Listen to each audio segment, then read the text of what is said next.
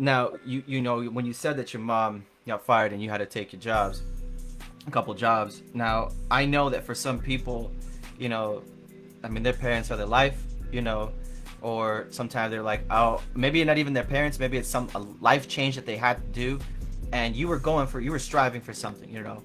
So how did you get through, like, to continue pushing towards the dream you wanted while still providing, you know, for your mom and your life. You know what I mean? It's not just your mom. You got to provide for yourself and things like that. So how did you really put that all together so that you didn't give up? Because a lot of people stop. You know what I mean?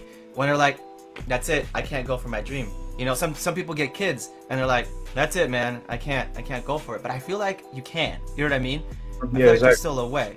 But tell me a little bit about that. See if you know. So, it's funny because it's such a hard, it's hard to compare money and some passion that you have. Because a lot of people say, well, money is not everything. Money doesn't Mm-hmm. buy you happiness. Money doesn't do this. Money doesn't do that. But in my opinion, the thing that actually drove me was actually the money. And it Mm-hmm. wasn't necessarily just the money by itself, but it was what the money could do for me as a person and what it could do for my household.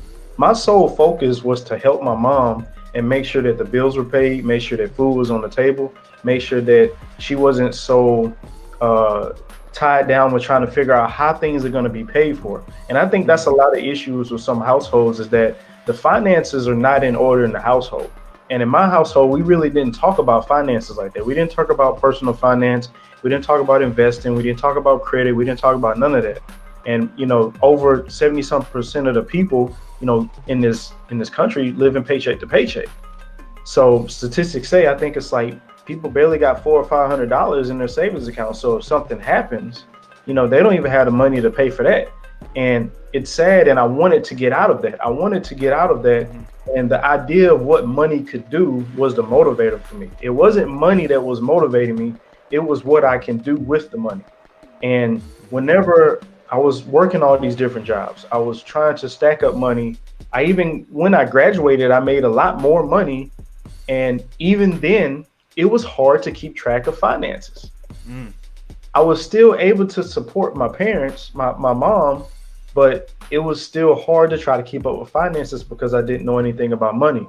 So as I dug deeper into money, the history of money, the idea of finances, the idea of this whole entire capitalistic society kind of took my interest when I first read the book Rich Dad Poor Dad. Okay. And I continue to read books to educate myself on money and personal finance. And even that's why I have my YouTube channel, Crab Out the Bucket. I use that Mm-hmm. to teach people about personal finance and mindset from my past mistakes because a lot of people don't know these things. A lot of people don't know these things. And I feel like a lot of reasons households fail or there's relationship issues is because of the finances.